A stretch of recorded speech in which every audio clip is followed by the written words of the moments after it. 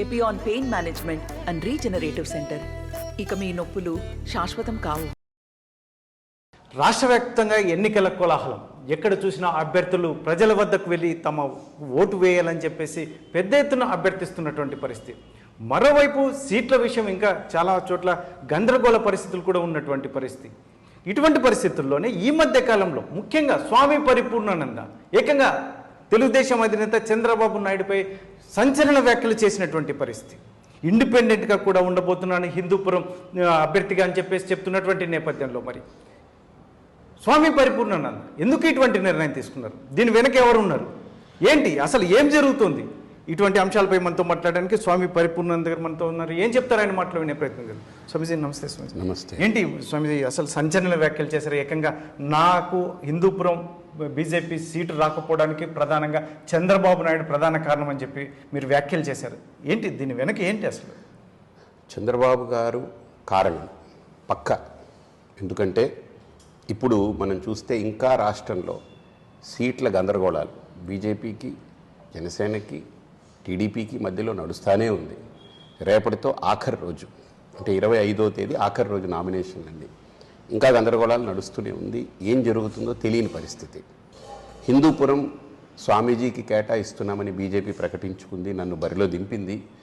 నేను ఇక్కడ 6 నెలలుగా ఇక్కడ నేను వర్క్ చేస్తున్నాను. నా వాళ్ళందరూ కూడా అంతకంటే ముందు వచ్చి చాలా చక్కగా వర్క్ చేస్తూ ఉన్నారు.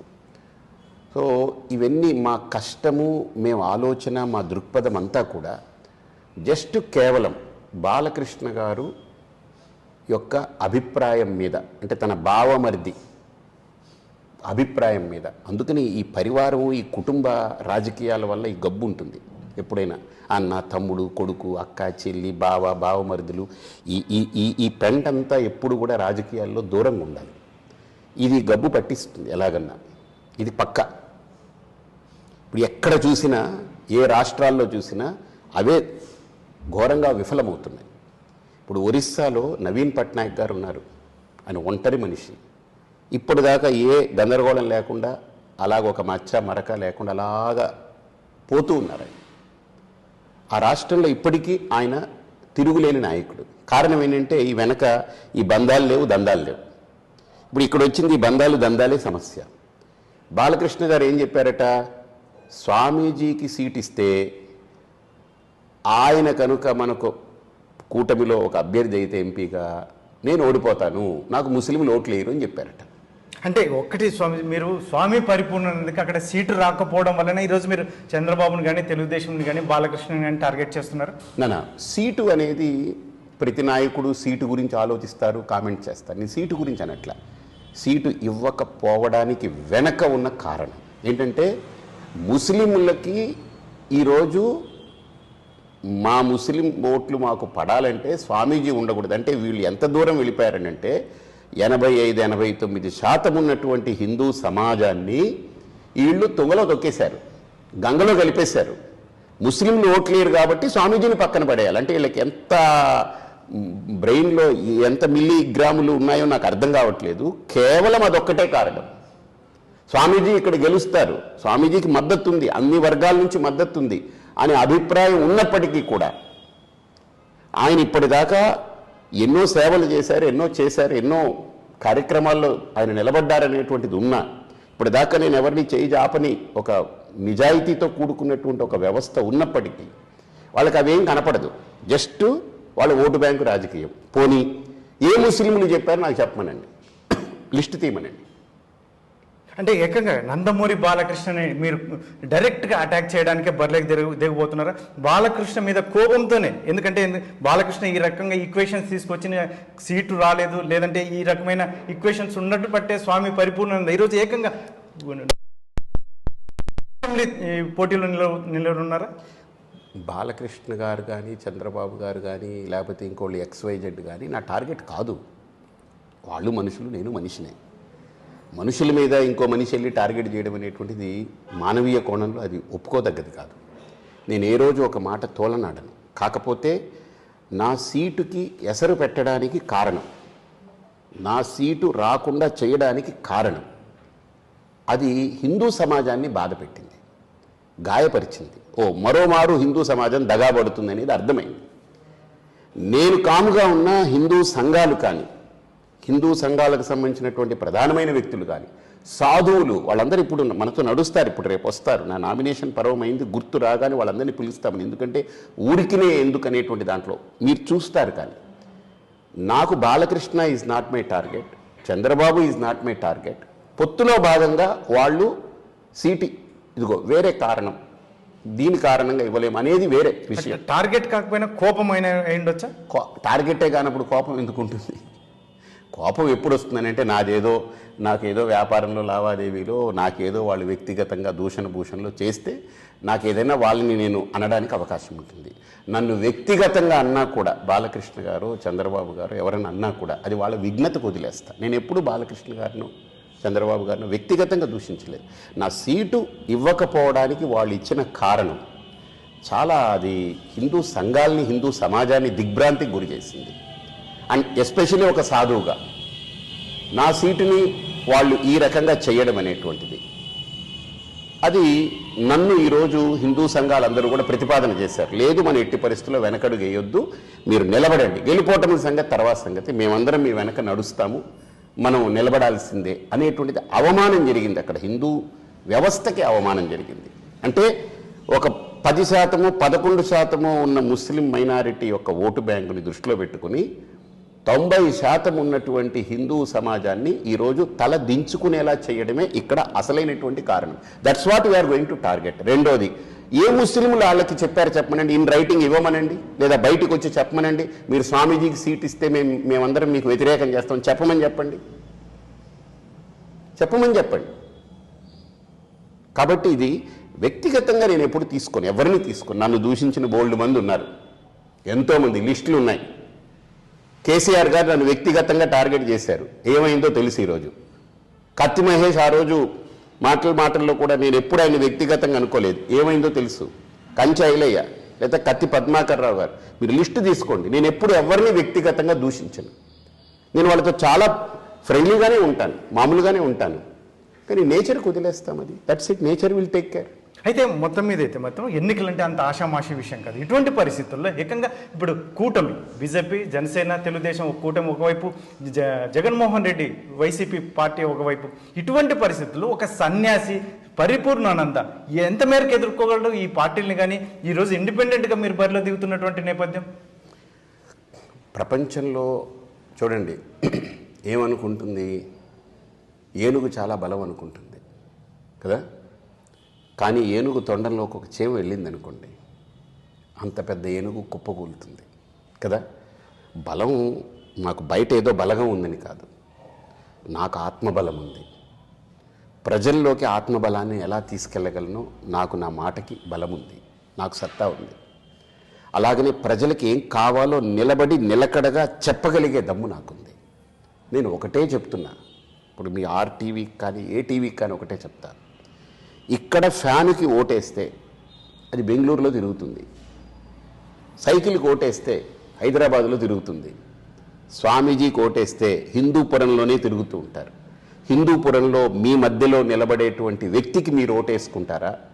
లేదు ఏదో ఊపుకి తోపుకి ఏదో చెయ్యి ఊపారు చేతులు జాపారు అనే దానికి మీరు ఓటేస్తారా?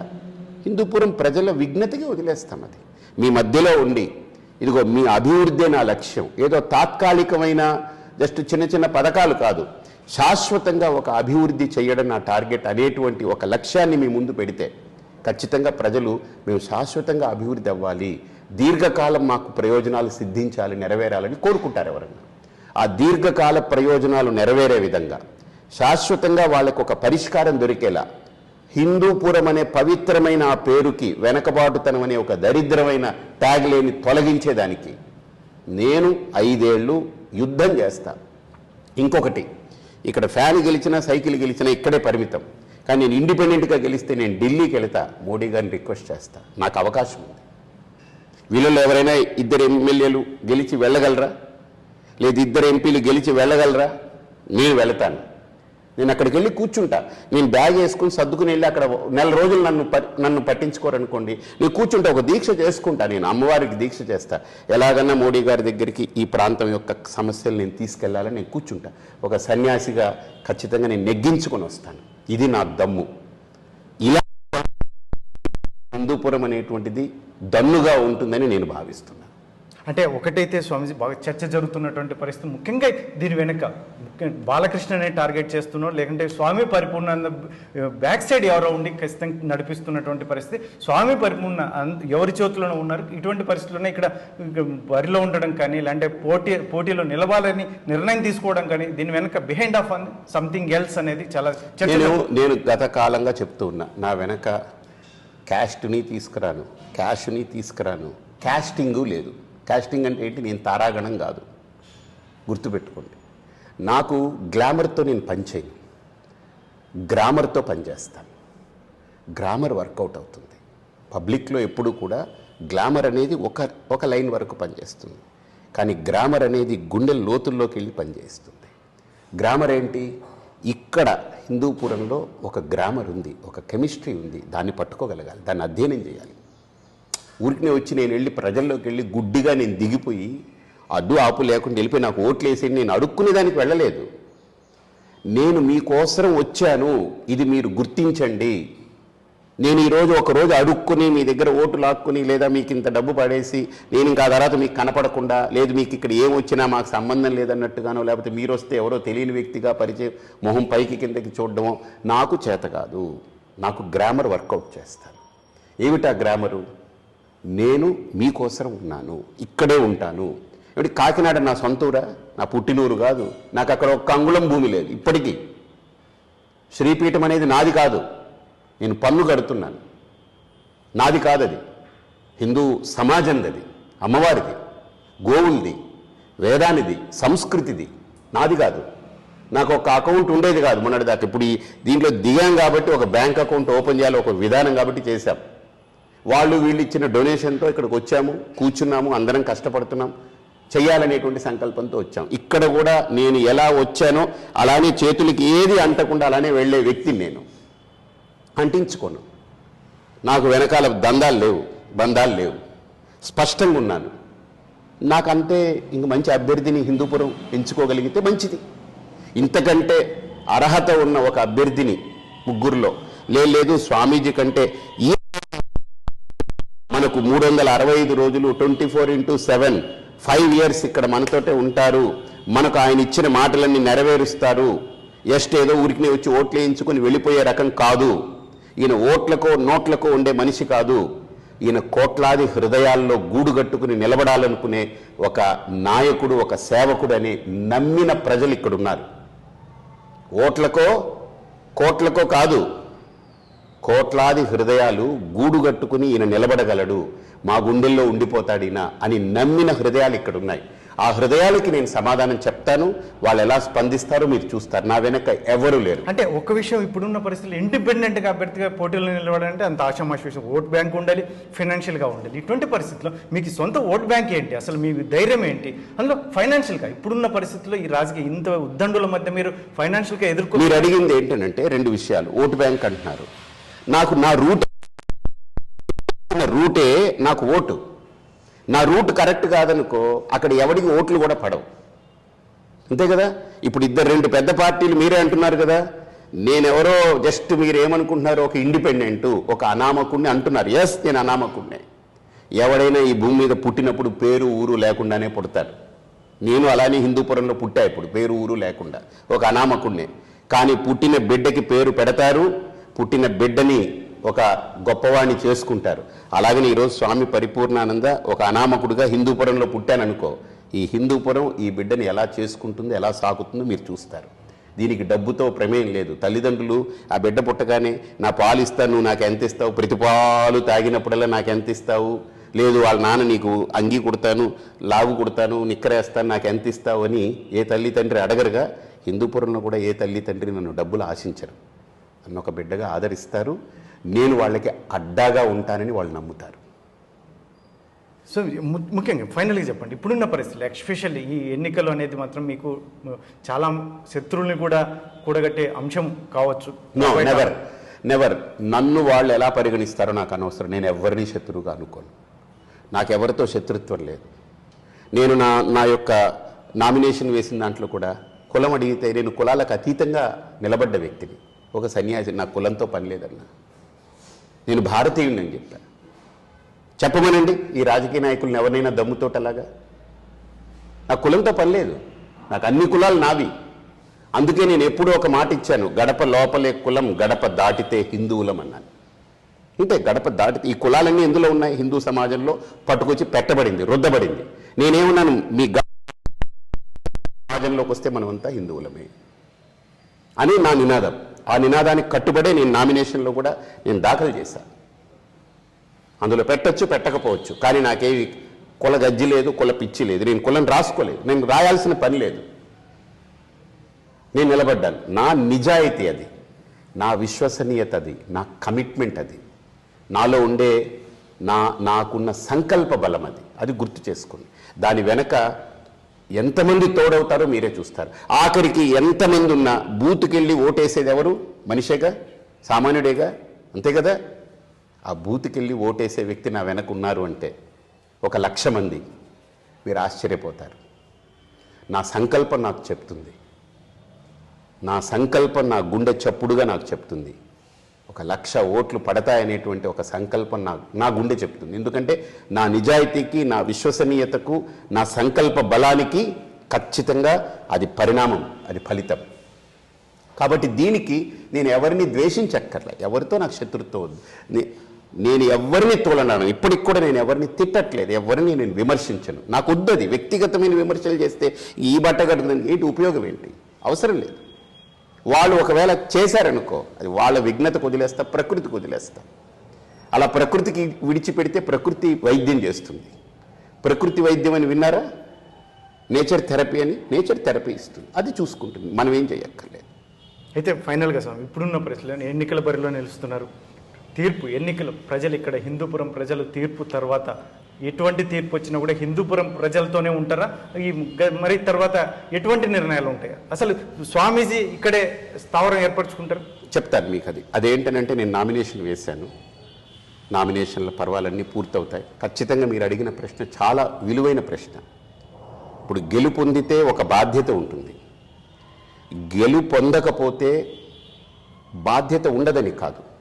అది ఏ రకంగా నేను ఈ క్షేత్రంలో ఉండి చెయ్యాలి, అది నేను చాలా ఆలోచించుకోవాలి. గెలిపించారనుకోండి, నా చేతికి వాళ్ళు పట్టుకొచ్చి అక్షంతలు ₹1 బిళ్ళ పెట్టి మా పట్ల మీరు ఇది చెయ్యాలి, ఇదిగో మీకు వరం ఇచ్చాం, మిమ్మల్ని గెలిపించాం, మీరు చేస్తారా, మీరు చేస్తారా అనేటువంటి ఒక బాధ్యత చేతిలో పెట్టినట్టు. గెలుపొందలేదనుకోండి, కానీ బాధ్యత ఉన్నప్పటికీ కూడా దాన్ని ఏ కోణాల్లో నిర్వర్తించాలి, దాన్ని ఎలా తీసుకెళ్ళాలి, దీన్ని మొత్తం చర్చించి దాని తర్వాత ఆ భౌతిక రూపాన్నంతా కూడా నేను వ్యక్తపరుస్తాను. అంతేగాని పారిపోయే మనస్తత్వం కాదు నాకు. అంటే ఏదైనా చెప్పే ముందు ఆలోచించుకుని చెప్పాలి, చెప్పిన తర్వాత వెనకడుగు వేయకూడదు. నా భావన, నా సిద్ధాంతం అది. ఏదో నోటుకు వచ్చినట్టు టపటపా చెప్పేసి రేపు నిన్నేం చెప్పామో ఈరోజు తెలియక, ఈరోజు ఏం చెప్పామో రేపు, ఈ మూడిటికి సంబంధం లేక అంతు పొంతు లేకుండా నోటుకు వచ్చినట్టు మాట్లాడడం నాకు ఇష్టం లేదు. చెప్తాము, చెప్పే ముందు బాగా ఆలోచన చేసి అధ్యయనం చేసి దాన్ని ఎలా నెరవేర్చగలం. ఇప్పుడు నా చేతిలో శక్తి లేదనుకో, నేనేం చేయలేను. నేను ఇంక పోరాడాలి, యుద్ధం చేయాలి. ఆ యుద్ధము, పోరాటము, దానికి ప్రజలు ఎలా సిద్ధంగా ఉన్నారు, గెలిపించడంలో ప్రజలు సిద్ధంగా ఉంటే, గెలిపించుకుంటే ఇక పోరాటం. ఎందుకంటే నిజాయితీగా చేయాలని వచ్చాను కాబట్టి. గెలిపించుకోలేని పరిస్థితి అంటే నాకైతే అనుమానం లేదు. ఖచ్చితంగా మీరు ఇన్నిసార్లు అడుగుతున్నారు కానీ చెప్తున్నాను, ఒకవేళ అదంటూ ఉంటే ఖచ్చితంగా దానికి ఏంటి పరిష్కారము, దానికి ఏంటి ప్రత్యామ్నాయం ఆలోచించి చెప్తాను. Thank you. ఇది మొత్తం ఏదైతే స్వామి పరిపూర్ణానంద పూర్తిగా ఇక్కడ ఒక నిర్ణయం తీసేసుకొని హిందూపురం ఎన్నికల బరిలో అయితే మాత్రం నిలుస్తున్నటువంటి పరిస్థితి. ప్రధానంగా తనకు టికెట్ రాకపోవడానికి చంద్రబాబు నాయుడు, అందులో నందమూరి బాలకృష్ణే ఖచ్చితంగా వారి వల్లనే రాలేదని చెప్పేసి చెప్తూనే, మరి కాకపోతే ఎవరిని నేను టార్గెట్ చేసి వారిని మాట్లాడాల్సిన అవసరం లేదు. కాకపోతే హిందూపురం ప్రజలు నా వైపున ఉన్నారు, నన్ను గెలిపించడానికి సిద్ధంగా ఉన్నారు. అందులో ఇక్కడి ప్రాంతంలో నేను ఏమి చేయాలంటే నాకు ఒక క్యాలిక్యులేషన్స్ ఉన్నాయి. ముఖ్యంగా నరేంద్ర మోడీ గారి దగ్గర కూడా నేను వెళ్ళి చేయడానికి నాకు ఒక దమ్ము, ధైర్యం ఉంది. ఇటువంటి పరిస్థితుల్లోనే నేను ఇక్కడ ఎన్నికల బరిలో నిలుస్తున్నటువంటి నేపథ్యంలో ప్రజలు కూడా నాకు మద్దతు తెలుపుతారని ఒకవైపు ధీమా వ్యక్తం చేస్తున్నటువంటి స్వామి పరిపూర్ణానంద, మరి ఎన్నికల తర్వాత కూడా ఖచ్చితంగా మంచి నిర్ణయమే ఉంటుంది, నేను ఎక్కడికి పారిపోవాల్సిన అవసరం లేదని చెప్పేసి గట్టిగా చెప్తున్నటువంటి పరిస్థితి. కెమెరా పర్సన్ సుధాకర్తో చల్లాకనేడు, RTV, హిందూపురం నుంచి శ్రీ సత్యసాయి జిల్లా. నమస్తే అండి. ఇది వ్యాపారం గురించి కాదు, ఓటు గురించి. ఎన్నికల్లో ఓటు వేయడం మన హక్కు మాత్రమే కాదు, కర్తవ్యం. ఎంతో మంది మహా నేతలు శ్రమించి ప్రాణత్యాగం చేసి ఈ అవకాశాన్ని మనకిప్పించారు. అందరూ ఓటు వేద్దాం, ఎందుకంటే ఓటు హక్కు ఊరికే రాదు. నా ఓటు ఎవరికో తెలుసా? అది సీక్రెట్ అండి.